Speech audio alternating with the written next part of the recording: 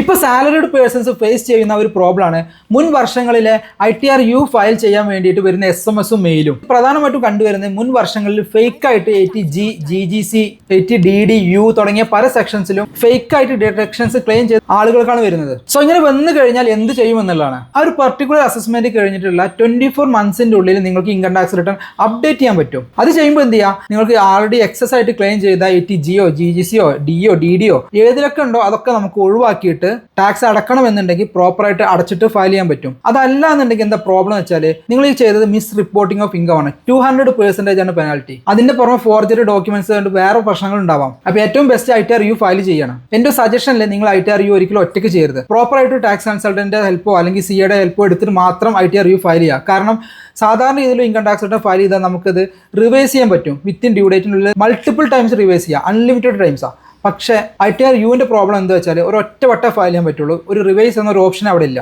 നിങ്ങൾക്ക് ഇങ്ങനെ ഒരു മെയിലോ മെസ്സേജോ വന്നിട്ടുണ്ട് എന്നുണ്ടെങ്കിൽ ITR-U ഫയൽ ചെയ്യണമെന്നുണ്ടെങ്കിൽ ഈ സ്ക്രീൻ കാണുന്ന നമ്പർ നിങ്ങൾക്ക് എന്നെ കോൺടാക്ട് ചെയ്യാവുന്നതാണ്. നിങ്ങൾ ഫ്രണ്ട്സിന് ആരെങ്കിലും മെയിലോ മെസ്സേജോ വന്നിട്ടുണ്ടെങ്കിൽ അവർക്ക് വീഡിയോ ഷെയർ ചെയ്ത് കൊടുക്കുക. Thanks for watching my video. It's me Faiz Muhammad.